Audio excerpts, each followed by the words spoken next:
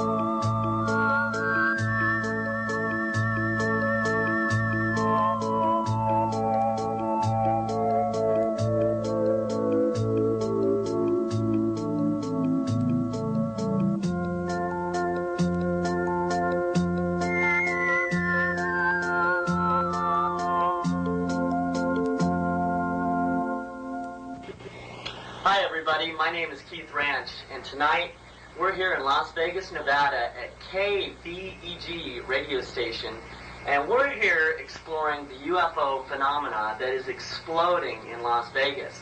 We're here with Mr. Billy Goodman. How you doing, Billy? Fantastic, Keith. Welcome to Las Vegas. We are really excited, really excited tonight. We're going to go out to a place called Groom Lake, right, where thousands of people have been calling in reportings of UFOs. Oh. Can you tell us about the happening and what is going on with this explosion out here? It's unreal. What has happened is, first of all, the way it occurred is that we found out through Bill Cooper that there was some activity going on at a location called Groom Lake, which followed up with this UFO hotline out of Los Angeles. Right.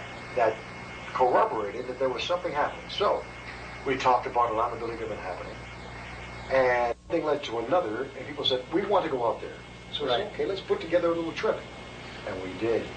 And a couple of Saturdays ago, you had to see this, Keith, to believe it. Over 100 people sitting in a circle in folding chairs with cameras in the middle of the desert.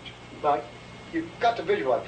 Cars and trucks pulled off to the side, vans, everything, buses, all pulled off to the side. And they saw these lights all over the place. And now we left because we had to get the bus back to Las Vegas, but people stayed overnight, and they saw over 20 other sightings overnight of lights and activity that is unexplainable.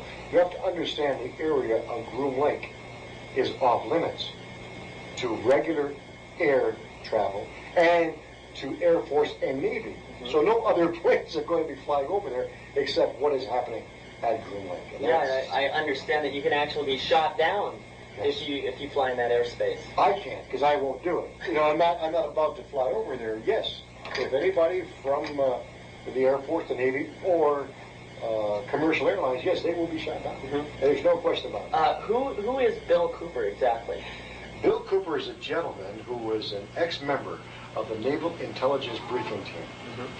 And he was honorably discharged in 1972 from the United States Navy. While in the Navy, as part of the Pacific Fleet, he spotted UFOs literally coming out of the water while he was on watch. Coming out of the water? Out of the water while he was on watch. Not only did he spot the UFOs, but other members of the Pacific Fleet also saw what he saw. Now, these UFOs not only came out of the water and flew around and did some tricks for them, they didn't do it once. They did it a number of times. Out of the water, back into the water, come out and do some flip-flops for them, and then back into the water. So this man knows for a fact, number one, he saw them with his own eyes. But that's not all. That's not all. The other part is that while he was in the process of being a part of the Naval Intelligence Briefing Team, he had the opportunity to look at some top security papers, and he saw it in writing that, in fact, there were UFO craft in captivity and aliens in captivity. Actual aliens? Actual aliens in captivity over the years. Okay, well, listen, I guess we're going to have to wrap it up here. One more question. Have you been out to Groom Lake yourself? I was there. And what did you see? I saw lights up in the sky, zigzagging. That's all I can tell you. In other words, could they have been our aircraft? Did they act like something we might have? No. Planes don't do that I know of. Now, I'm not saying we don't have something that we don't know of that's going on at Groom Lake. But you don't see planes zigzagging up and down, flying horizontally, going up and coming down. You don't see those things as far as I know with the planes that I'm familiar with. I'm not that much into aeronautics, don't get me wrong.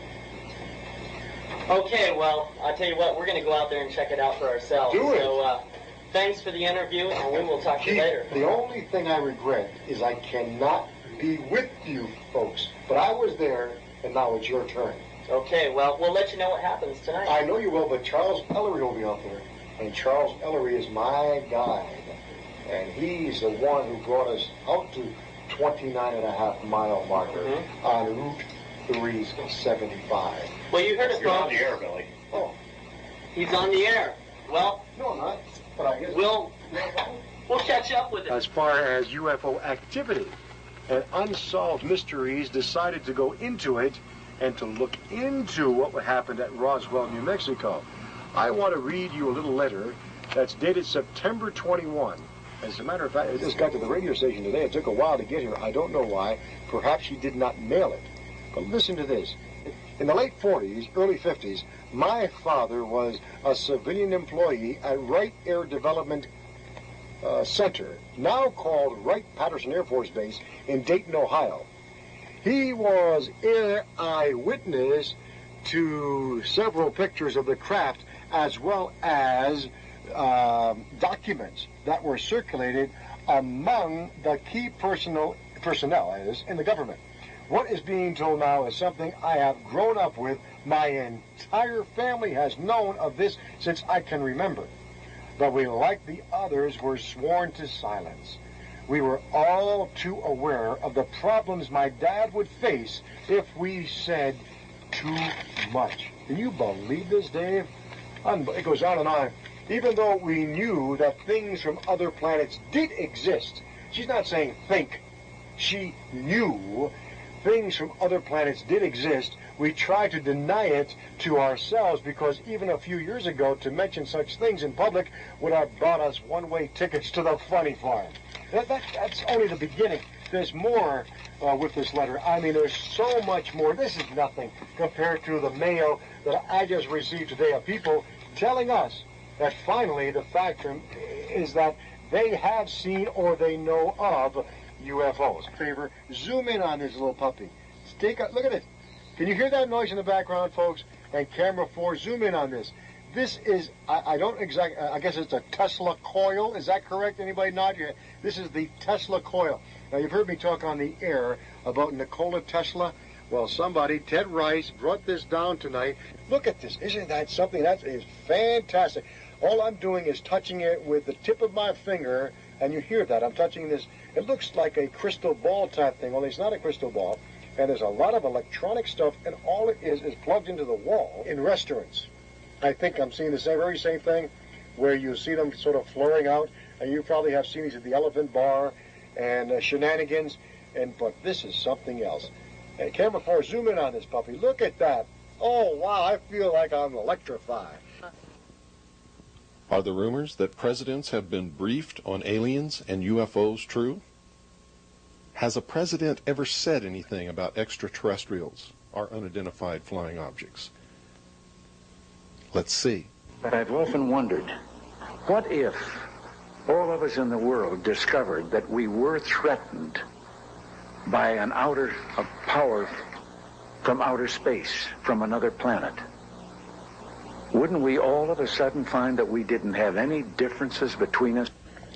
When I left Vietnam, I was sent to the USS Charles Berry 1035 for a short period with NIS Naval Investigative Service to conduct an investigation on board that vessel. 3 months later, I left, was transferred to the staff of the Commander-in-Chief of the United States Pacific Fleet, who at that time was Admiral Bernard Clary, and was specifically attached to the intelligence briefing team.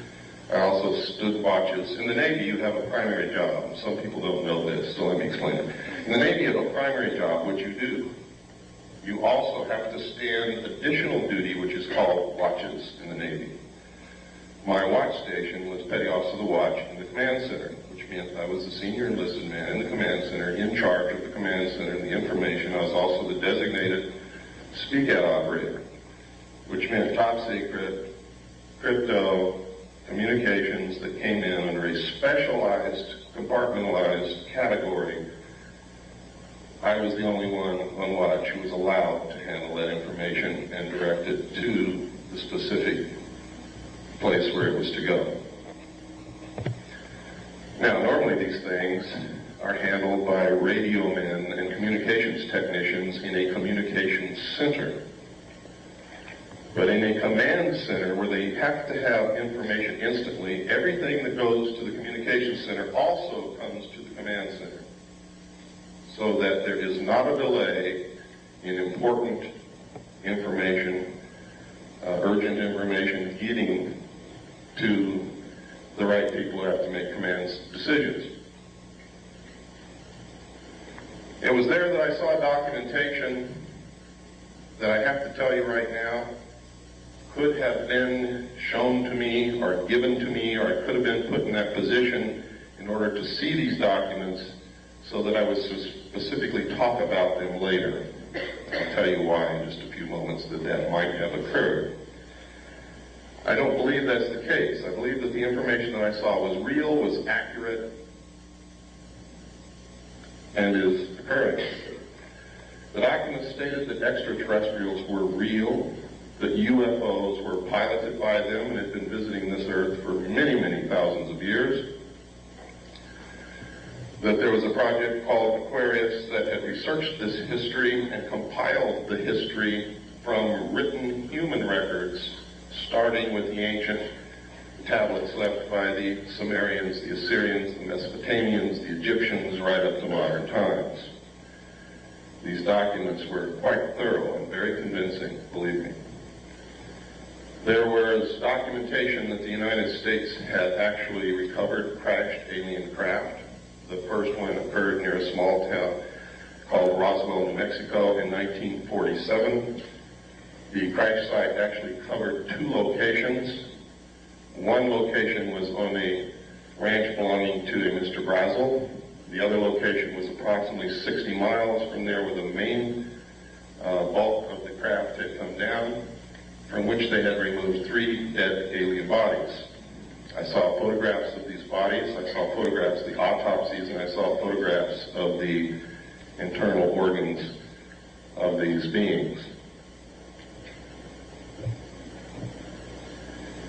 It stated that in 1949 another crash had occurred, also in New Mexico, from which they had recovered more bodies, and that they had found 1 live alien creature wandering in the desert. Now you have to understand, just because I saw these documents doesn't mean that all of this actually occurred. These could have been presented to me to make me believe that this had occurred. It stated that they had kept this live alien in captivity until June 2nd, 1952, at which time he died of unknown causes. They instituted a project called Sigma to attempt to contact the race that this being belonged to. Sigma evolved into the National Security Agency. That eventually contact was made.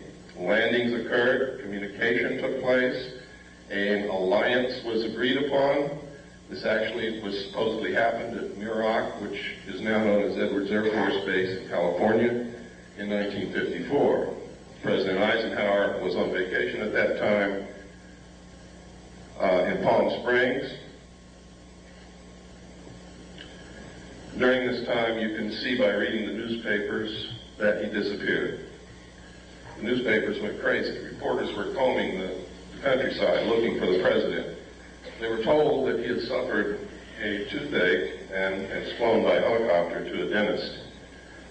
Well, this was not true. The true place where he was taken was Muroc, Edwards Air Force Base. The base was closed. This is also on record for 3 days. No one could go in, no one could come out. There are witness accounts that say 3 unidentified flying objects flew over Edwards Air Force Base and landed. We have a letter, which I'm going to show you later, from Mr. Gerald Blight, who states that he was there when President Eisenhower was there. He saw the ships. He saw these creatures.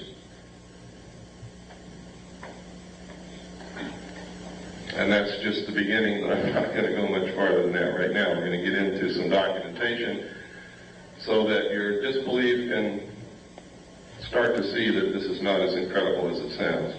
And I know what some of you must be sitting there thinking. It wasn't too long ago, I could have been thinking the same thing. Now, over the years, if this is real, it's been suppressed and covered up and hidden for very good reasons in the beginning. Reasons that don't stand up now. Reasons that have resulted in criminal activity, in erosion of the Constitution, in all kinds of things. Now, I said that I believe that this is all true. I don't believe that it's a hoax. The evidence is overwhelming that it's true. And by overwhelming, I mean exactly that. When you get into really investigating this, looking at it, the evidence will overwhelm you. It is incredible that such a cover-up has been able to be maintained for so long. On the other hand, I have found references as far back as the beginning of this century by a secret group of very powerful people to create an artificial alien threat from some other planet to help unite all humanity into a one-world government with them at the head. I have found a speech given by John Dewey in 1917 to Viscount Ishiki and the Japanese delegation in New York City, where the first thing that he says in his speech is, "Someone once told me that the best way to unite all humanity and do away with war is if we were attacked from some other planet by alien beings from outer space." I have found reference in a report called the Report from Iron Mountain to the ultimate method of permanent peace on this earth and uniting humanity, doing away with nation states which cause wars, and substituting for war a tremendously wasteful space program that would unite humanity against an alien threat of an intelligent race from another planet. Now, I didn't know all this when I saw these.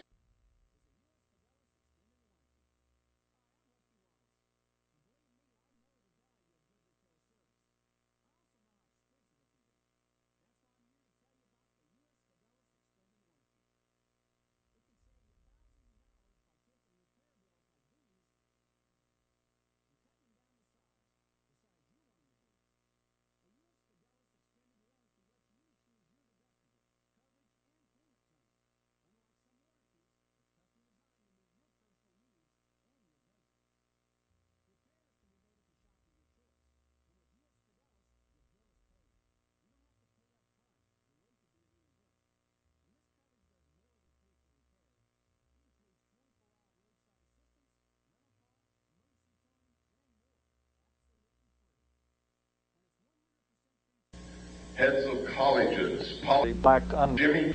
Also, we know that Area 51 had, as far as I can document or track it back. Not credible. Why did you elect me?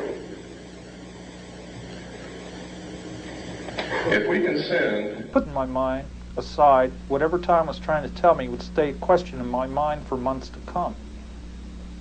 I went back to Durango and drove to Cortez. I fell in love with that town and knew that this was a hometown I wanted. That fall, I slipped into the area and retrieved the box with the camera and other things. Tom asked me to have faith in him and that no matter what I may hear about him, I should always remember that he is the same man I've known for years. That evening, after dinner, he made several long-distance phone calls. Other people have seen it fly. I have a photograph of it in my book. I also have a drawing given to me by one of the people who have been there and touched it and seen it. The drawing matches the craft in flight exactly.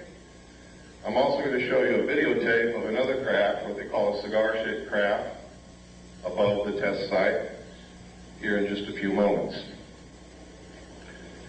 So, when you hear people talking about secret weapons, when you see the stealth fighter unveiled,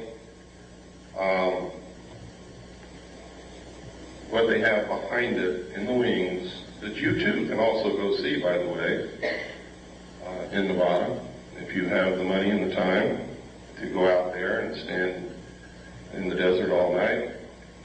If you look toward Groom Lake between sunset and sunrise on any given night, you can watch them test fly these craft.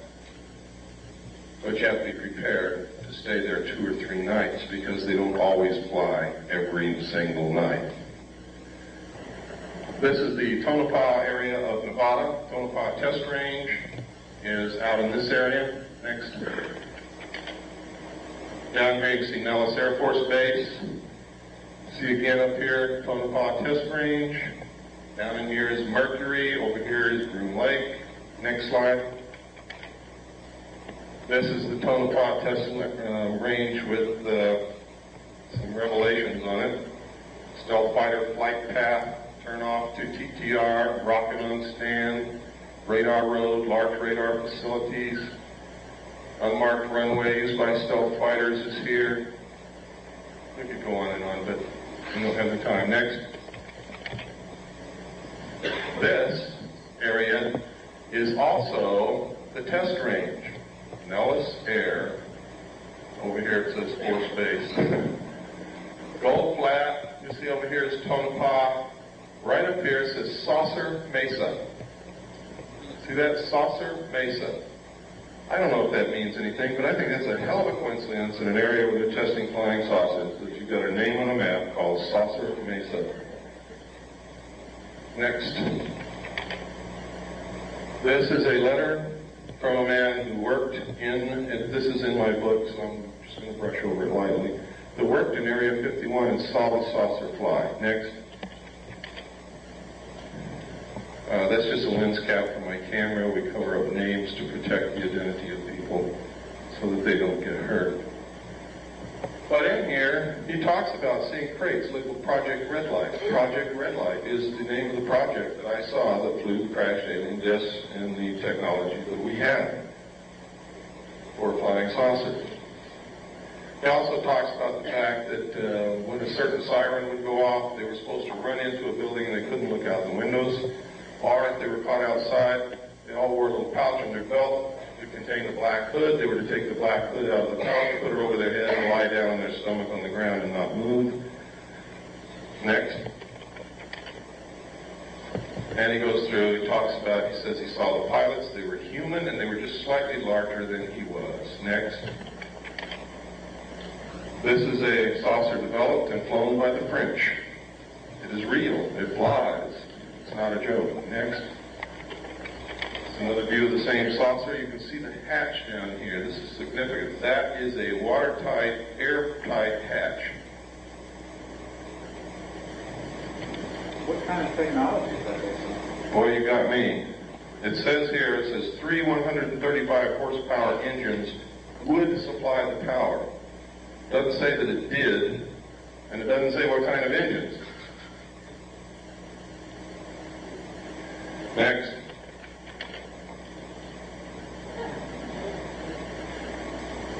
Now, if you remember, not too long ago, Jackie Gleason's wife, after he died, released an unpublished manuscript, and in it, she says that Jackie Gleason told her that he was asked to accompany President Nixon to Homestead Air Force Base, where President Nixon showed him dead alien bodies in a morgue. Jackie Gleason was very much interested in UFOs and all of that kind of stuff, and he was a friend of President Nixon. Nobody knows if the story is true, but I don't think his wife has any reason to lie to us. Why would she want to discredit her dead husband with something ridiculous that wasn't true? Next. And that was the cover of this magazine, June 14th, 1955. Next. In which this story appeared. This was information leaked by a general, and he gave them a scoop. These are actual drawings of a United States Air Force flying saucer, tells how it worked, shows the air base of the future, and what is it? I'll be damned if it isn't an underground base where they can go in and out this way, out cliffs like they do under the Archuleta Mesa near Dulce, New Mexico, or up out the top. What a coincidence. Next.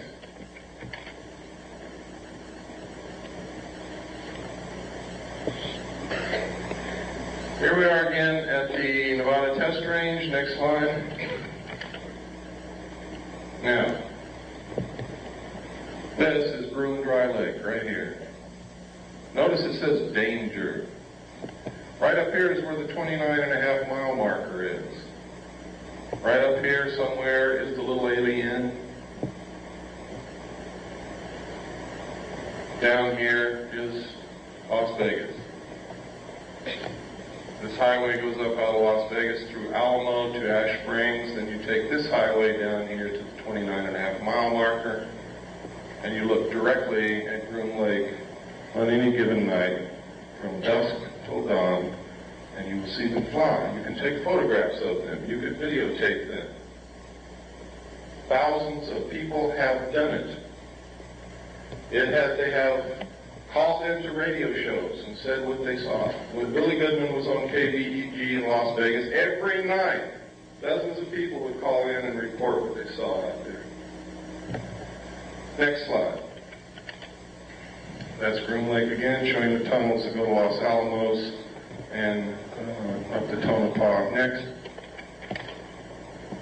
These are the facilities at Groom Lake. The United States Air Force and the government say that there is nothing there. It is a barren desert wasteland with a dry lake bed. There is nothing there. This is where they developed the U-2.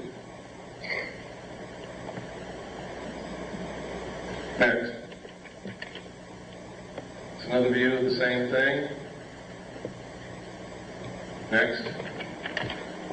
Here's another view. Same. Another view. Another view.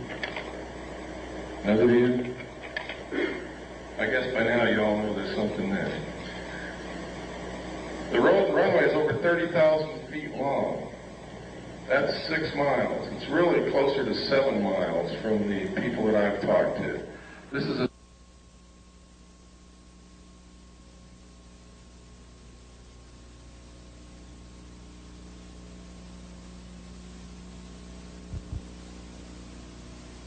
Next slide. And this is what we've been able to identify as being there. The runway was built in 4 phases. They have a TACAN, which is a tactical navigation tower, navigational aids, access road, refueling ramp, tank farm. Tank farm is fuel tanks. Pipeline, road, housing, MiG haven. They have one of every kind of MiG that was ever built here. Power lines, water supply. This is a National Security Agency, CIA satellite. It's time to take a trip. This is the Mojave Desert of California and Nevada. What you see here is the atomic test range at the end of the pencil point. It's also an area where many other military and governmental projects are tested and carried out. The U-2, the stealth fighter, the stealth bomber, they were all flown and tested there. That's the area of Groom Dry Lake, also known as Area 51, a super secret, super top secret test area. We're going to start our trip in the city of Las Vegas. I will start in another state, but we're all going to meet in the city of Las Vegas because we all know where that's at. And from the city of Las Vegas, we're going to take 93 R15 north. They're both the same until you reach that point right there, and then 93 branches off, and we want to take 93 north to the city of Alamo and then up to the city of Ash Springs. About 2 to 3 miles north of Ash Springs, we will intersect with Highway 375, and we're going to turn west. That's left on 375. We will go up over Hancock Summit. When we come down the other side, we will see a road that goes straight into the test site, a dirt road, and we will also see the mailbox on the left-hand side where the 29.5 mile marker should be. We'll go over Coyote Summit, and then we'll end up in the little town of Rachel at the Little Alien, where we will get a meal and lodging. This is the test site. Come back to the 29.5 mile marker, put your back to the road, face perpendicular to the road toward the mountains, and you will be looking directly at the Groom Dry Lake test site. For those of you who may be coming from Los Angeles, take Highway 15 to Las Vegas, then 93 up to 275 or 375 west, to the little town of Rachel. That's Highway 375. If you're coming from other areas, just get a map, look at it, find a highway that goes to Las Vegas, and from there take 93 to 375, and you can't miss it. If you're coming from Seattle or Salt Lake City, go south from 70, or from Salt Lake City you can take 15 south and then cut over on 56 to 93 to 375. Good hunting? Well, let's go.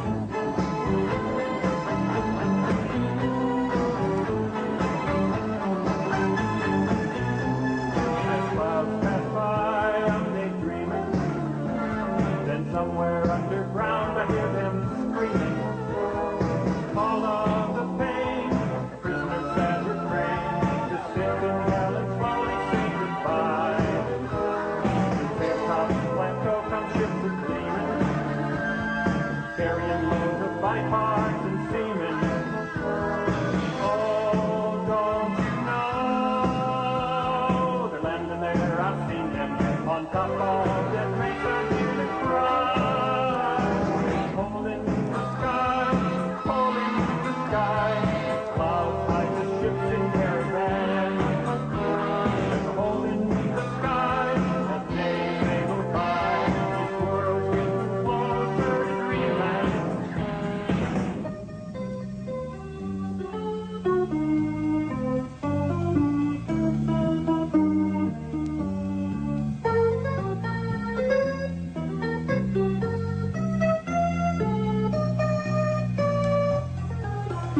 I hear way down deep they're working harder, making lots of clones, and that's just for starters. Come on, you guys in D.C., look around and you can still see, before this country spent more cover-up lies. As clouds pass by, I'm sure daydreaming. I have to try and go in there to free them. Oh, don't you know, together we can save them before the EVs strike at you and I. Cold in the sky, cold in the sky, clouds hide the ships in caravans. There's a hole in the sky as they go by, this world's getting closer to Greenland. There's holes in the sky. There's holes underground. Wake up, people. Look around.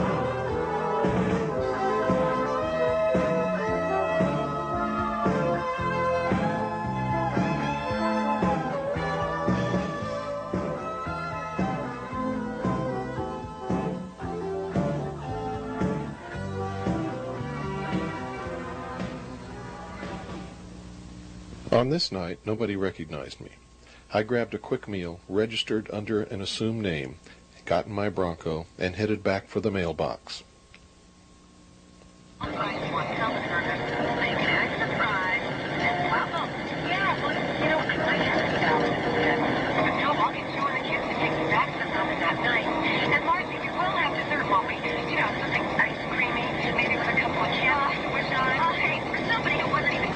Well, here it is, the mailbox, the famous mailbox at the 29.5-mile marker on Highway 375 between Rachel and Ash Springs in the state of Nevada. We're about 120 miles north-northwest of Las Vegas in the desert, and it's cold out here. It's about midnight, I think. We've been out here for about 3 hours. The sky is clear. All the stars are out. We've got a quarter moon going on full. And behind me is the Groom Range, the Groom Mountain Range. And on the other side of that mountain range is a super secret testing area called Area 51. It's also known as Groom Dry Lake. And if you're lucky enough to have a map that has it on it, that's how you're going to find it. Look for Groom Dry Lake. Many maps don't show this area. Some maps will have a big danger area designated just behind me, about 15 miles away. We're here to see what we can get on tape, so stick around.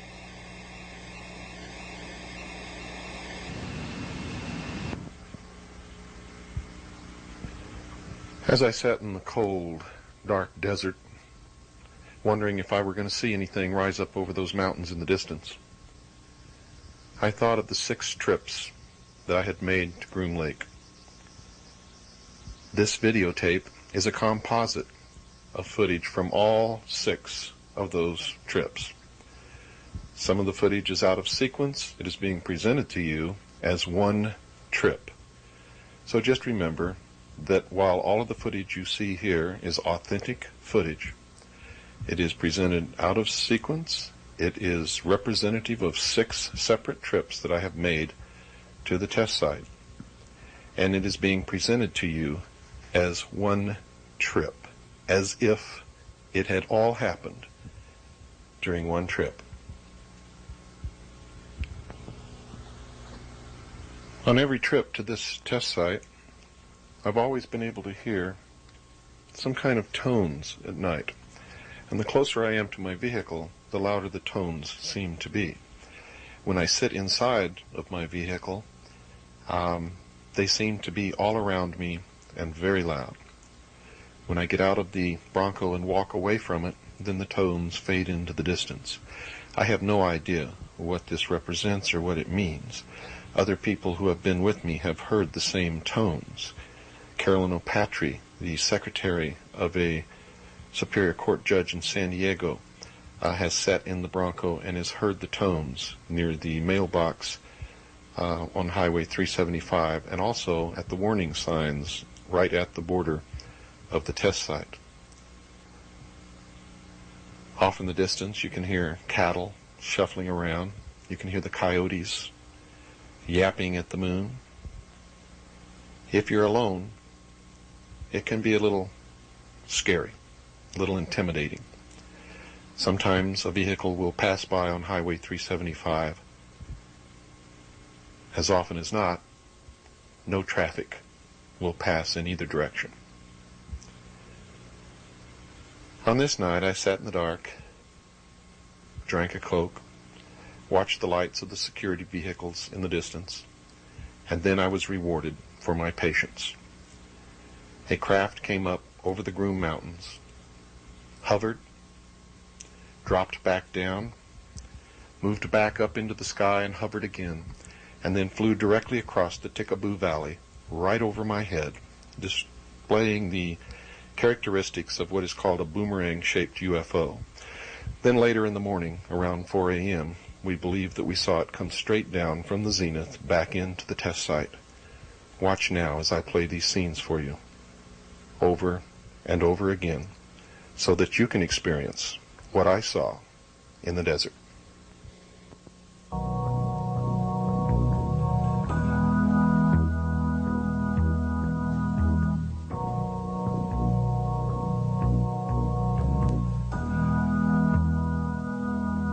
Saw it there, up in the sky, the brightest light in the black of night, with these eyes. It seemed to float, it didn't fly, harmonic disc and the sound of mist and my sorrow.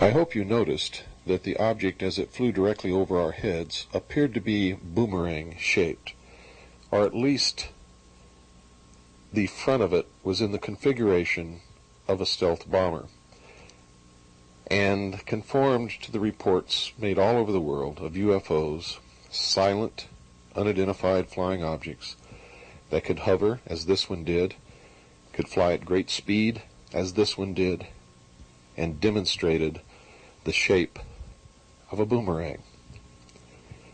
I have also seen other types of unidentified flying objects over the test site. one of which I photographed, and it is almost exactly the same as the photograph that Gary Schultz made from the mailbox location at the 29.5-mile marker on Route 375. So I'm going to show those to you next, and then we're going to take a trip up to the warning signs in the morning and see how close we can get legally without breaking any laws.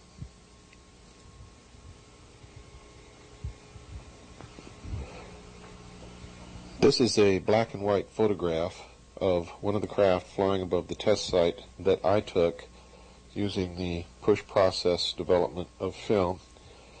And I want you to notice that when I show you the photograph that I published in my book, which was contributed by Gary Schultz and taken from the mailbox location at the test site by Mr. Schultz, that these two craft are identical. And then I'm going to show you a drawing that was also published in the appendix of my book, given to me by someone who claimed to have first-hand knowledge of what these craft are, and who claims to have actually seen one at Norton Air Force Base.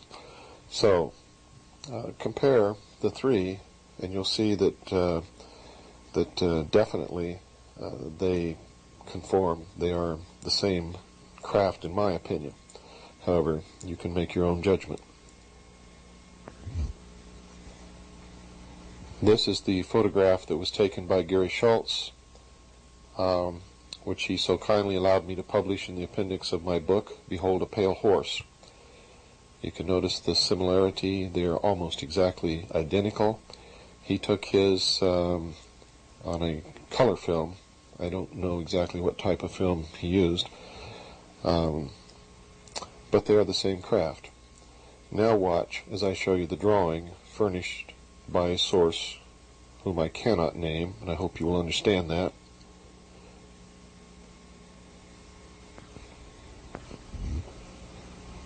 This is the drawing of the craft that appears in the appendix of my book. I cannot reveal the source because the source would be in danger. You can see, though, for yourself that there are two seats plainly in view in this drawing, and what appears to be maybe two other seats around behind that center apparatus, whatever it may be. You can also see that there is an airtight, watertight door, similar to the doors that we used on board the submarine that I was on, the USS Tyro SS-416. You can also see from the cutaway that it appears to be some kind of electromagnetic drive. Although I'm not a physicist, I don't pretend to know how this is driven. Just from looking at it, that's what it appears to me to be. You make your own decisions, however. Now let's take a trip up the road from the mailbox to the Steve Medlin Ranch and down to see how far we can go legally to the test site.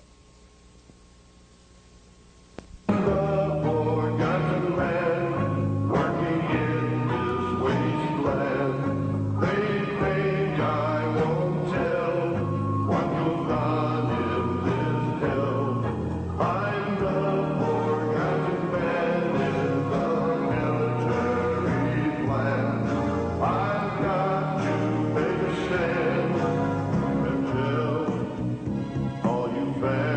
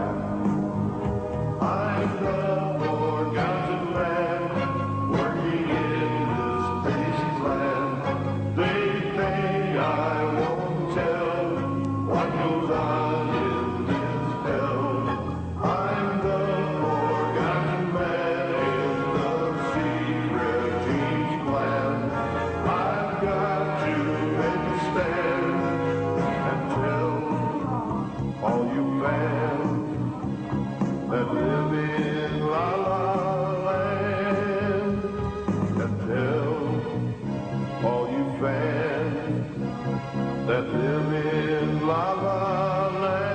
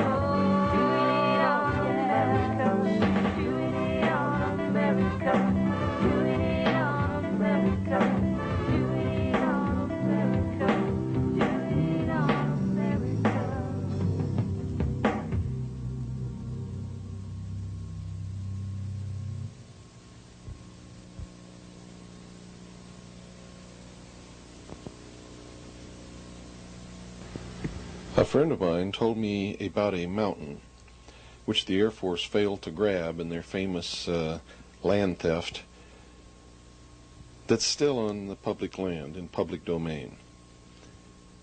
He said that he had been to the top of this mountain and had looked right down into the test site itself. The purpose of the Air Force land grab was to prevent that from happening. This is that mountain, and tonight myself and a few friends plan to climb up there and videotape the test site. The test site is in that general direction, right straight to the left down that valley. It is impossible to see it from any location other than a high point, and that mountain is the only one left. This is looking back toward Hancock Summit. You can see the test site dirt road goes straight up and intersects Highway 375. And you can see the highway snaking up through the Hancock Pass. It's barren out here. There is literally nothing. Joshua trees, shrubs, sagebrush. That's about it. Cactus, rattlesnakes. Now we're going to head back up the dirt road to the intersection of Highway 375 and then look back so that you can see what it looks like from the highway.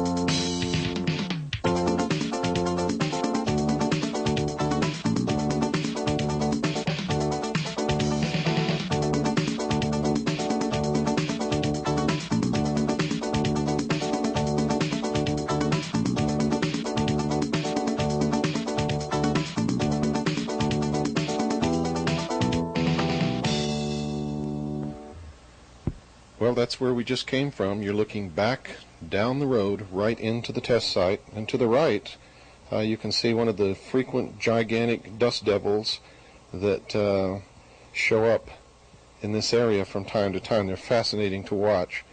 They're actually a small model of a tornado caused by heat rising. This is on telephoto looking all the way down the road where we came from. And now it's time to go get some breakfast. I'm hungry.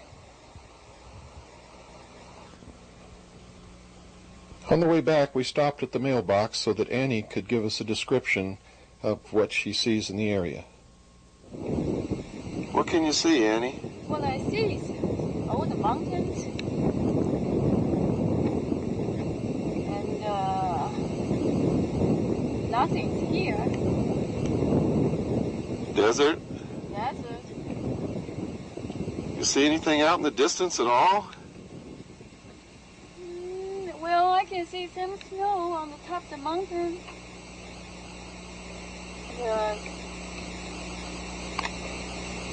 That's about it. Did you see anything earlier? Yeah, I have seen 3 airplanes pass by. Were they flying high? Yeah, pretty high. Were any of them real low? One's really low. Was it a big plane? Yeah, it's a big one. And the others, I think, kind of high. Off in the distance, we spotted the dust cloud on the Groom Lake access road, and there was a vehicle going so fast that I could hardly believe my eyes. We have no idea who it was or why they were going so fast, but as you can see, this person had to be going close to, oh God, I don't know, looks to me like he's going pretty close to 100 miles an hour down a dirt road that's very bumpy and very unstable, even for a four-wheel drive vehicle like the Bronco. Well, we're still on the way back to get some breakfast, but I wanted to stop here and show you one of the many little four-wheel drive trails that I've explored on my 6 trips into this area. But I want to advise you not to do it. Don't go off on these little trails and these little roads, simply because the security people can be very intimidating, very threatening. They do flash weapons around. They will threaten you with prosecution for espionage, and occasionally you'll be harassed by helicopters if you get too close to the test site in some of these offbeat trails. Now you can see that it goes right over the top of the saddle between those 2 peaks, and it's an interesting little trail, but that's all I can say about it. We're going to pan the camera around to the left here, and you'll be looking back toward Hancock Summit down the highway. And then we're going to continue on and get some gas, and then we'll get some breakfast. Well, there's the little town of Rachel. We're going to stop and get some gas up here pretty soon. We went across the Tickaboo Valley up over Coyote Summit, and this is Rachel that we're coming up on now.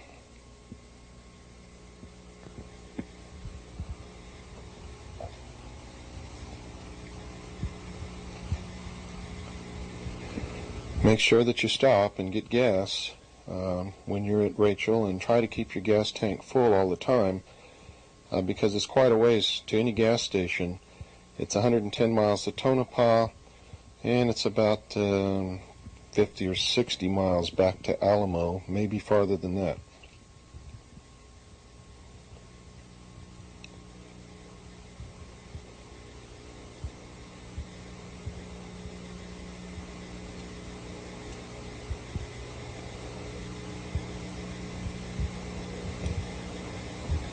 Well, we filled up our tanks. This Bronco's got a big V8 engine, the biggest they had when it was built, so we took 20 gallons. And I got to tell you, no matter how much it takes, it's always best to have a good full tank out here. And a big jug of ice water. Make sure you bring plenty of water out in this desert, and make sure you've got a vehicle that you don't have to worry about. Good tires, and everything works. If you've got a car that you have to worry about, don't drive out here. Please don't drive out here, because you're going to get broken down and stuck, and all kinds of things might happen. Well, here we are. Time to get some breakfast. It's a good thing they serve breakfast all day, because it's late morning. In fact, I believe it's almost noon. There's the sign that you'll see.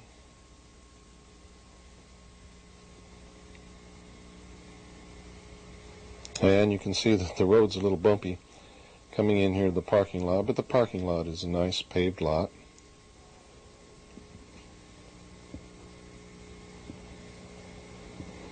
Oh man, I can just about smell the food cooking.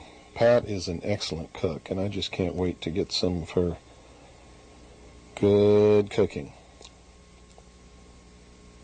Now, on this little jaunt, I was recognized, and everybody in there knows who I am.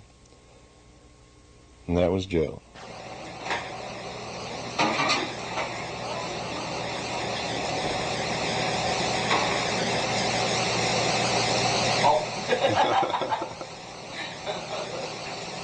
Let that chore goes.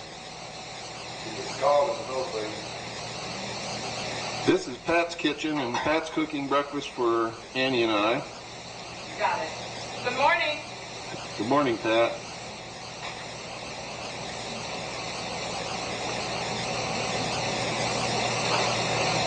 And I like to cook.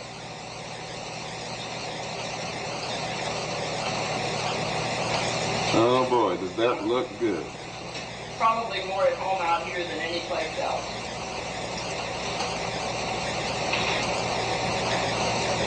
How long have you been cooking here, Pat? Almost 3 years. And that's when you opened? That's when we opened. August will be 3 years. What has all this alien business done for you guys? Oh, it's kind of picked up, and it's been a lot of fun. Serious enough that we changed our name. Do a lot of people come and... We have people come here every day looking for answers to questions or exchanging information on the UFO activity, either in our area or other areas, and we've learned an awful lot. I bet they love your cooking, don't they? I haven't had too many complaints. Well, our meal last night certainly was excellent, and I'm looking forward to this breakfast. Well, good.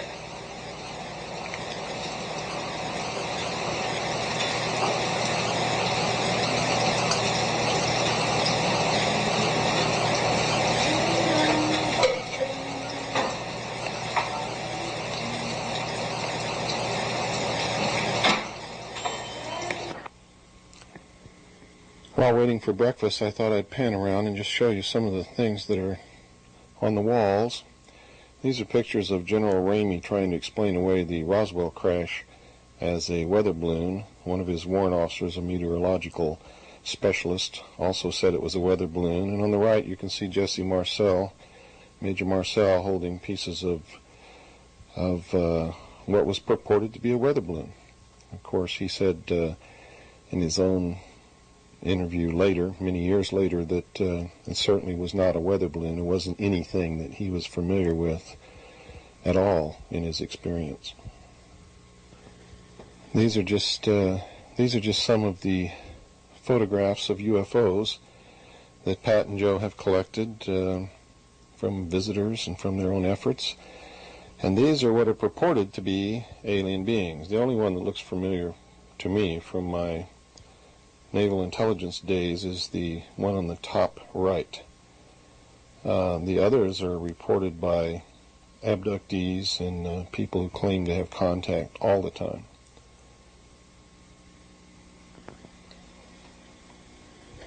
This is what Pat and Joe affectionately call the Rachel Wall of Fame. You can see it has the winning baseball team and some of the local people on there who have done some things that are noteworthy. And one of the desert characters that live in the area on the top right there. Well, we've enjoyed all the people that we've met while we've been here. It's people from our own country, people from all kinds of other countries. And every one of them are just absolutely exquisite. Whether they're here just traveling through to see our great country, or whether they're really here to come and look for the UFOs. As you can see, Rachel is a very tight-knit little community. There's only one picture on that board that really shouldn't be there. On Rachel days, they had a big parade. Billy Goodman. He's been thrown off of more radio shows and out of more radio stations just for trying to get the truth on the air than anybody else in America.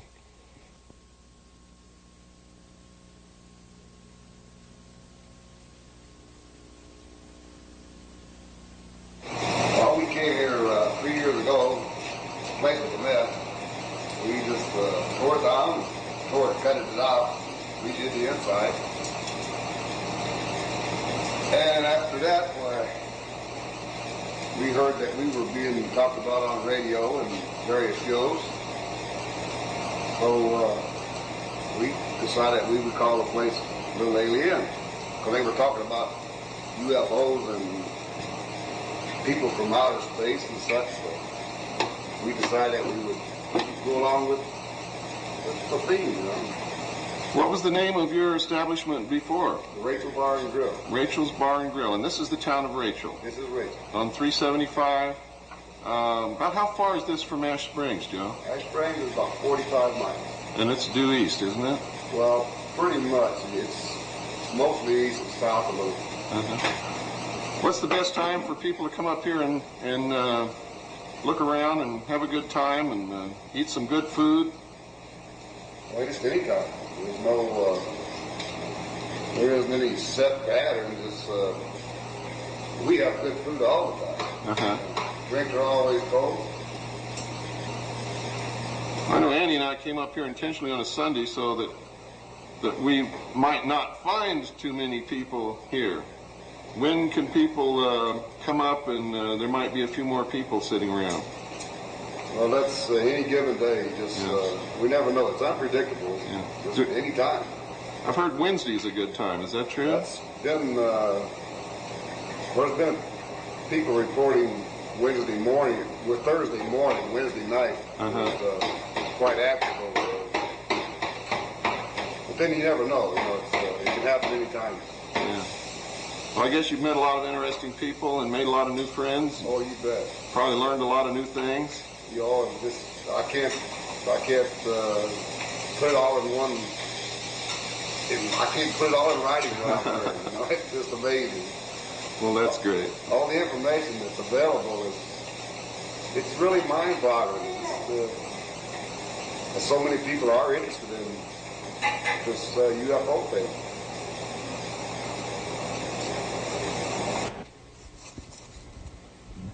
Well, we finally got our breakfast. That's little Pooh, little Dorothy, my daughter.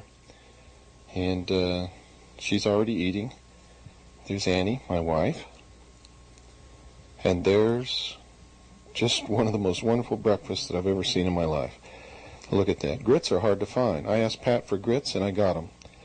Beautiful eggs, 2 giant sausage patties, a giant plate of toast, jam, jelly, butter.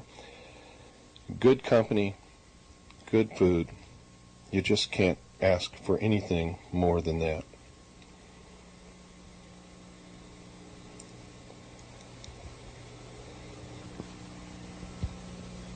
While I was eating, I looked around, and what did I see? This little fella, tacked up on a door, eating strawberry ice cream. We took Joe's advice and came back on a Wednesday night. As I walked in the door, the room was full of people. I recognized Anthony J. Hilder from Radio Free America, whom I'd done many talk radio spots with. Norio Hayakawa, Gary Schultz was there. Charles Wren of Millennium Productions, a Japanese film crew from Tokyo, Japan, and many other television crews were present. In fact, the TV cameras almost outnumbered the people. Later, George Knapp from KLAS and a camera crew would show up from Las Vegas, Channel 8, along with John Lear and Bob Lazar. We moved around the room and talked to many people that we haven't seen in quite a while. Some of them we met in my lecture trips around this country. Charles Wren of Millennium Productions was later that night to make his mark on history as the first civilian ever to get real live footage, video footage, of the installations in Groom Dry Lake, also known as Area 51. Charles was a part of an expedition put together by Gary Schultz and myself to trek up the mountain that I showed you earlier in this videotape and attempt to do exactly what Charles did. Half of the expedition, led by me, stopped at an intermediate level.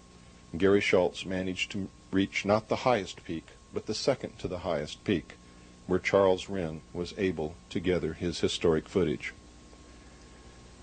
You'll see the results of that expedition later in this videotape.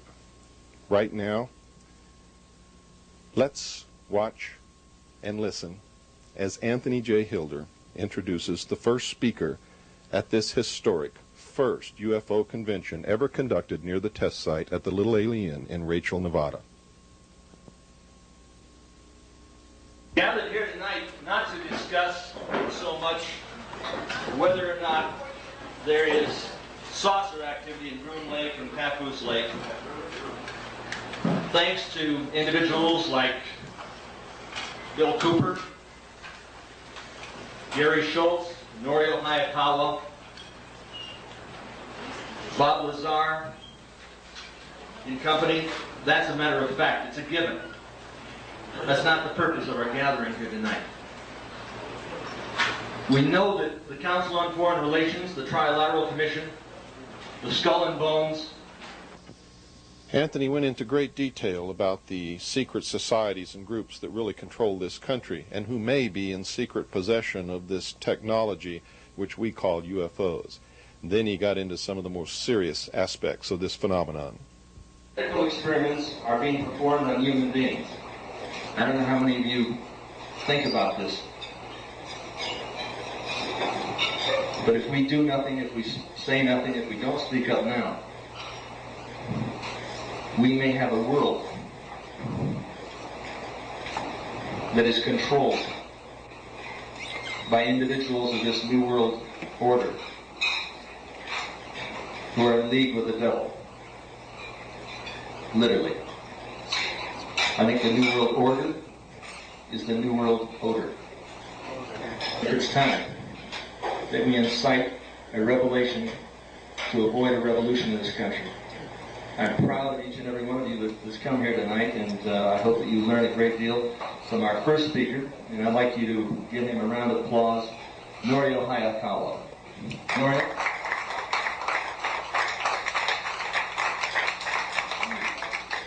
Yeah, thank you very much for coming to this unprecedented event at this alien, and thanks to the hospitality of Pat and Joe Travis, we are able to have this event tonight. And I think that rather than to really antagonize people and so on, I think our main objective, of course, is to basically have a good time, okay, but also to learn something and also to reflect on ourselves what we're doing here.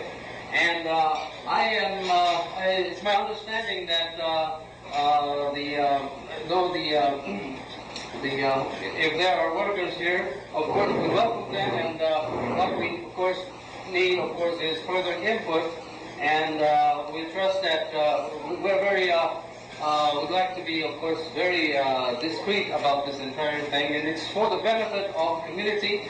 And also tonight, I understand that there are some groups, basically, that the rural association members are here, the Rama, and also confident. And I understand, by the way, that within 12 to 18 months from now, some sort of an announcement or some sort of Freedom of Information Act release will be made, both from the Area 51 area and also Wright-Patterson Air Force Base. It's my understanding they are going to allow release from the Freedom of Information Act from Wright-Patterson Air Force Base, possibly within the next 18 months, 12 to 18 months. And we are told that we cannot park our cars on a county dirt road. We have to park. So please remember this. And later on, after this 2-hour presentation, response. And the entire world by now knows the most popular spot in Area 51 from which to observe these unconventional aircraft is the famous mailbox area. Now, the mailbox area is a very, very nice area. This is the most common place. Mr. Gary Schultz and may I just, yeah, okay. Let me do a little further introduction of Gary Schultz. I met Gary about 20 years ago, and he worked with me in a psychological warfare center in Century City. He's a phenomenal guy. He's a fanatic. He's like a mongoose after the cobra. He will not let go. He will not let go of this issue. I think between Nori, Ohio Power, and Gary Schultz, and other individuals in this room, this story is breaking worldwide. Take a look at the cameras in this room.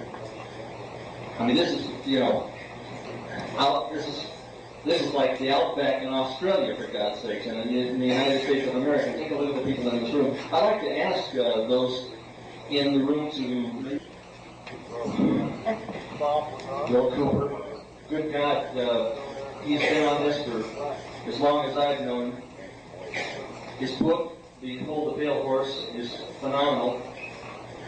I've had him on as a guest probably 4 or 5 times. We're going to do a 30-hour special to break this story from border to border and coast to coast. It is not going to happen. It is happening. A major step in their life, as he has done, needs the support of a good close friend, and thank you for supporting him. Next, I want to thank, and this is rather paradoxical, I sat in an audience of about 2,000 people at Hollywood High School Auditorium on Sunday, November 5, 1989, listening to Bill Cooper. And I had heard him on the radio about 2 or 3 weeks before on Tom Likas KFI. He's a LA radio talk show host. And that's what got my wheels turning. And then, when I heard him speak, he really got my attention when I learned there was a place that I could go to see these craft. And I thought, well, this is simple enough. I'll go there and perform that simple test. And although the first time I went in early January, I didn't see anything, I learned out later on, Saturday nights are dead. But what was important was I met several people there who had been there before and had seen plenty. And besides, I had been told by Stan Barrington, Bill Cooper's close friend, that it's a crapshoot every time you go out, and although on some nights you will see nothing, on other nights you'll go out and all hell will break loose. So we determined, of course, we were going to go back numerous times to really challenge this proposal. I said to Pearl here, we're going out on Wednesday night, and that's when we determined to go out on Wednesday, February 28th. Nobody else was able to go, and Pearl says, "Are you sure you want to go? Nobody else going?" I said, "Of course." I said, "Think of this show. It's broadcast all over the western states. Think of the thousands, hundreds of thousands, perhaps, of people listening to it, and the information is filtering all over the world. People will be there from all over Europe, Australia, everywhere, to say nothing of Las Vegas, which is so close." I said, "Let's go. There'll be plenty of people there." We went, and nobody was there. We were it. And suddenly, at 7:30 p.m., the first saucer came up. And I was sitting in a lawn chair beside the car, and I about jumped out. I was ready. I had my camera in hand, and I jumped up and started flashing away. 5 more saucers came up, and that photograph is a result of the closest encounter with one of those 6 saucers that night, and I was convinced. I'm a bit more avant-garde than Norio.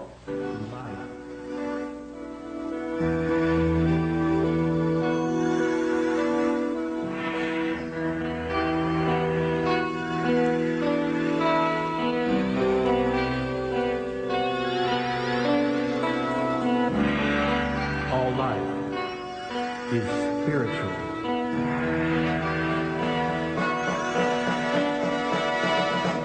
Have you had the feeling there's something deep inside? Your sixth sense time clock is reeling towards a future that's yours to find. The daily life and daily strife goes on to the end, but like the ocean tide, truth comes again and again. Take back the power you gave, take back authority, insert the world you made beyond eternity. Life and love and liberty walk hand in hand with those who will see. Limitations are not for the bold. Chains are chains, whether iron or gold. Have you had the feeling there's someone looking inside? It's there then gone, maybe fleeting, even hours of missing time. What they used to subdue you was a sound and a flash of light. They imitate the great sound of you. You will banish the night. Take back the power you gave. Take back authority. Insert the world you made beyond eternity. Life and love and liberty walk hand in hand with those who will see. Limitations are not for the bold. Chains are chains, whether iron or gold. There's a false wind blowing through this land, and every one of you must wake up knowing every woman and man your government has been dealing you a lying, a cheating hand. All I have is belief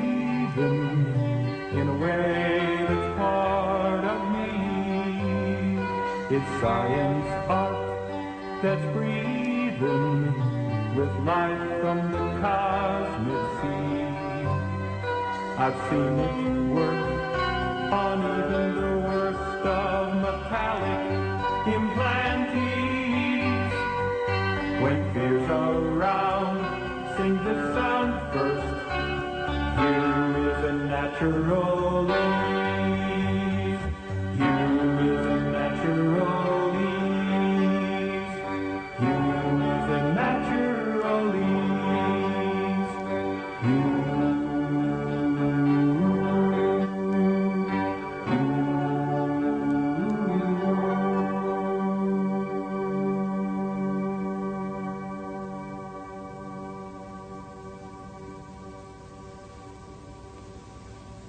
What a night. When the conference finally ended, it was about 2 o'clock in the morning, Thursday morning, and those of us who were participating in the expedition scrambled for our vehicles. Approximately 8 other cars followed us out to the base of the mountain. I took the lead in the Bronco, followed by the four-wheel drive Jeep. 8 other vehicles followed along behind the Jeep, full of well-wishers and onlookers, some of whom camped at the base of the mountain all night, but did not climb up with us. Bringing up the rear was a Lincoln County Sheriff's Department patrol car, which Sheriff Dahl had sent with us to make sure that we went to the right place, stayed out of trouble, that all cars were parked off the county roads, and that no one harassed us. Thank you, Sheriff Dahl and your deputies, for your consideration and for your help.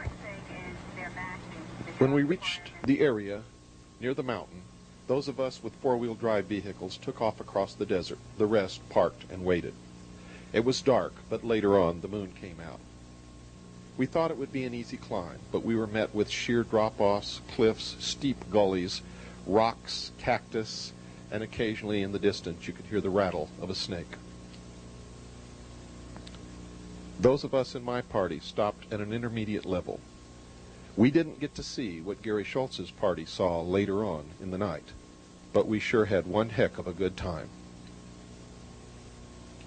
Can you see me in there? I'm looking.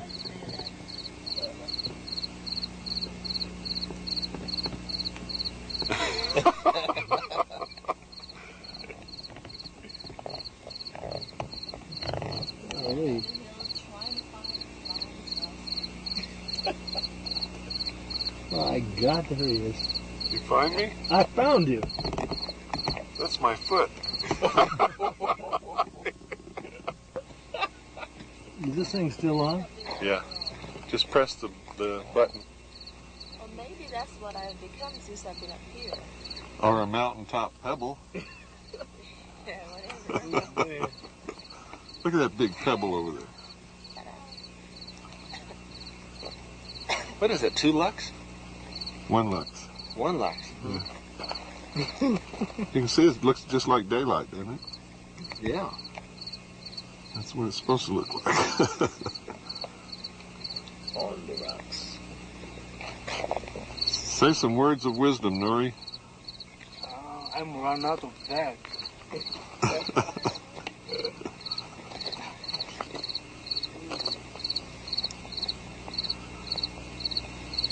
Well, I just say I am disappointed. Nothing come out. Well, I mean, you know, when we have a meeting here, right?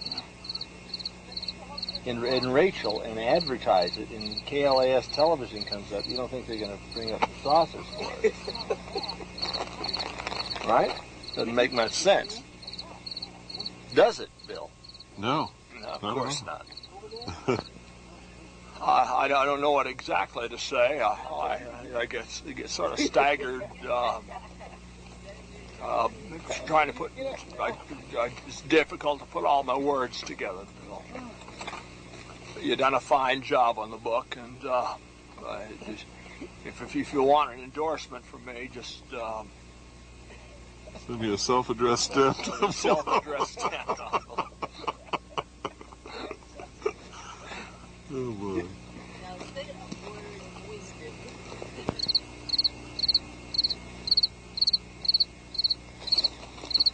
there's where all the cars are parked, except for ours. We lost ours.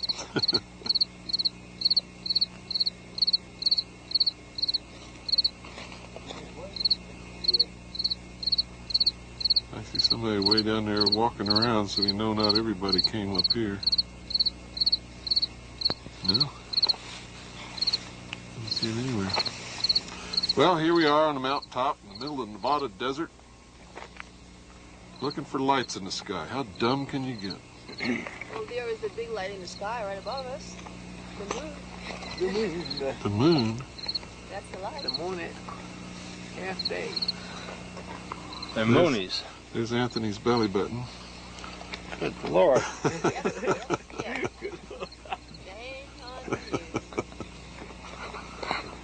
And there's where the real crazies went, over there.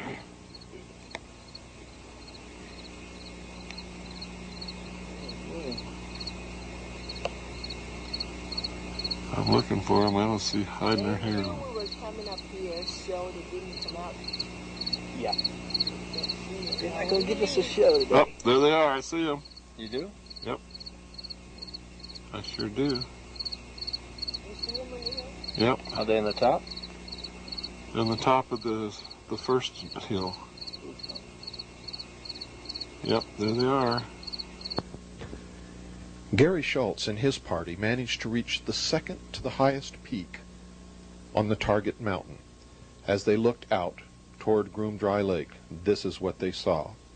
It was extremely difficult to focus the camera, but Charles Wren has to go down in history for being the first civilian ever, to our knowledge, to bring back real live video footage of the actual installations at Groom Dry Lake, also known as Area 51, that the government, the Air Force, the Navy, the Atomic Energy Commission, and every department of government has denied exists at all.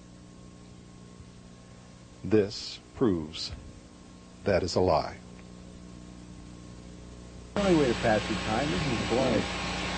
You can get a good light, a good shot at that. There. What? I don't. Is that really what we're looking at? I mean, is this what we think? Yeah, it is? that's Groom Lake. That's it. The hangars. Why would they? This is a question though that's legitimate. Why would they leave themselves open to us being able to come right up here and look at it? Well, this isn't exactly an easy thing to find. Yeah, but look at the bullshit we went through to get but here. look how desperate we are as seekers, you know. I think it's a loophole myself. Well, hey, it's more or less like, you know, before they had even a bigger leak. But and then you know they what? took all the mountains they could get. They figured they had it sewed up pretty good. Yeah. Now that they've gone this far, since there is one little leak, what are they going to do? Take 20 miles more of mountains? Exactly. And it's faster. To plug up by the another way, hole? Bald Mountain is right over there. We're hiding behind that hill from Bald Mountain. Isn't that great? Those fuckers can't see us from their observation post. Their spy post. This is great. You know, they could have built it down there about 40 miles down, right? Like you're saying. But see, that's 40 miles closer for us too. Right. Now it may be harder for us to view it, but it's 40 miles closer. Most people would probably coming up this extra 40 miles say, "Fuck it," because you know I ain't gonna go all the way, and there may not be nothing happening. True. And then again, when I do get up, I have to hike 2.5 goddamn or 2 miles or whatever, up, or a mile, whatever the hell, up this hill and. You know, it doesn't look like that many lights, you know, necessarily looking from here. When you look through the binoculars, there's a shitload of stuff over good. there. Let me see the binoculars. Does anybody have binoculars? Here we go. Oh, thanks, Jerry. Let me get my glasses off here. There's a strap for you. All right. Between 4 a.m. and 5 a.m. Thursday morning, Gary and his party watched this plane approach the runway and land at the facilities at Groom Dry Lake. Watch closely, and you can see the plane land directly in front of the lights. Later, as Charles Wren films the installation during daylight, you can see the runway in this exact position. We watched on the ridge below, and Gary's party watched this plane approach inside the mountains and then land on the runway. We could not see the plane actually land where we were at, but we knew that it never came up from the valley once it descended down below the mountains. Watch carefully and you'll see the plane taxi up to the facilities. We believe this is the plane that brings some of the workers Others that live in the Tickaboo Valley area of Alamo and Rachel enter the test site on the dirt road by bus. Man, have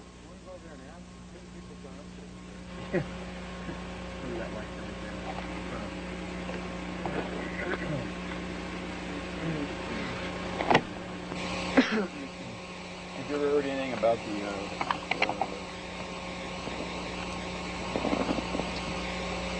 light downtown?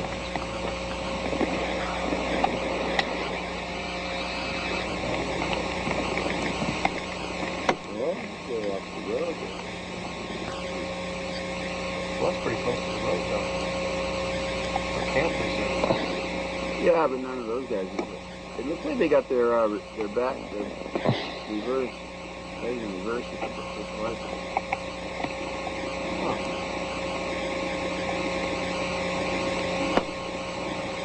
And 1, 2, 3. There's the camper and the van. See those things? Yeah, the camper and the van are parked almost. The van right behind me. Probably one of the guys on the fucking. How many people came up there anyway? Maybe it's that black dude that was in that little. There was like, let me see, there was 6 people. Okay, well. Look at this guy. Huh.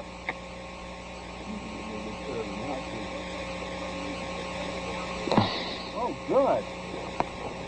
Yeah, all you have to do is jump off. Who's that? Oh, he's over there. It doesn't look like it's that big of a territory, so you see a human walking around.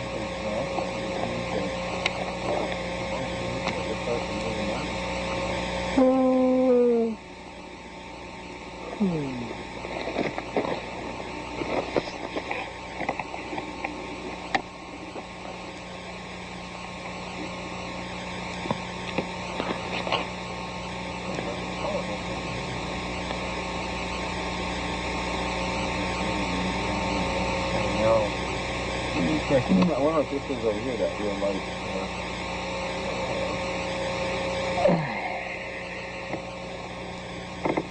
I was going to mention radio people come out. It's been confirmed by, well, not confirmed, but it's been mentioned by others, you know. Is. Oh, shoot. No saucers, though, huh? Dang. Well, they could have come up earlier. Next time we'll have to come up here in the late afternoon. Yeah. Let's come up here when it's about 110. Yeah, right. Well, not cool, isn't it? Gary, do you know? I don't know. That's a good question. Probably underground springs or something. I think I see the guard shack, and You see it, Jerry? I think I do. Is that what I'm looking at? Yeah, you should be able to see it from here. But that's another. That's not the guard shack you and I approached, Gary.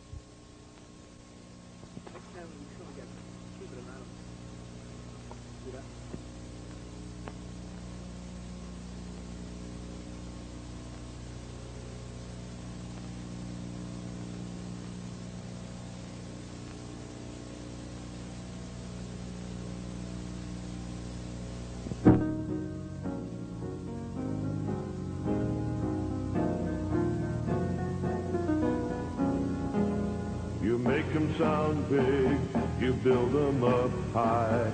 You alter all the history books so the truth becomes a lie. No dirty deeds can stand apart from actions at their cause. No phony hero history can make up for broken laws. Educate the people was the Jefferson command. National security excuses weren't used then.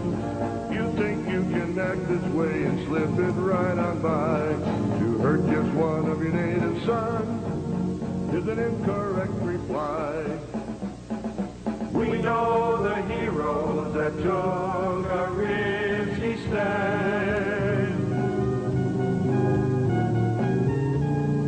Some have died, but all have tried to keep this a free, free land.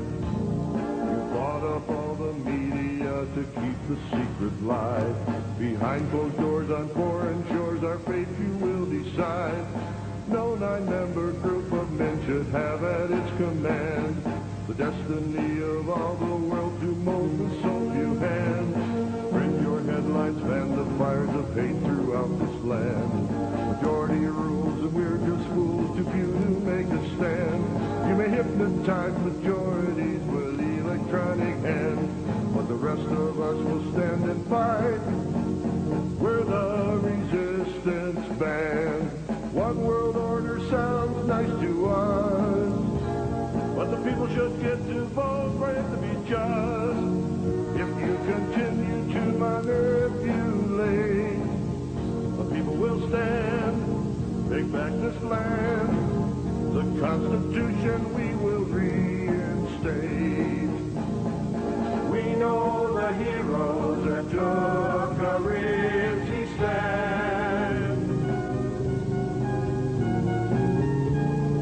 Some died, but all have tried to keep this a free, free land. Each of us must tread the pathways of our destiny alone, learning life's lessons and assimilating our experiences into all that makes up who we are. There is no greater harm that can be done than to interfere in even one person's journey of life.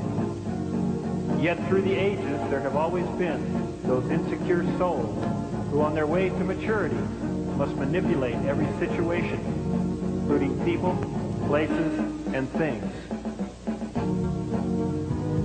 It has been said that if a politician or even the supreme publicist of these unified sectors of Atlan could truly view their little selves from beyond, they would never again hunger for any earthly thing. But since this is the world of learning, there will always be tyrants and their slaves, and there will always be the eagles and swordsmen of the light that come to show the way out of this phony prison. We salute all those who stand up for freedom in times of peril. We know the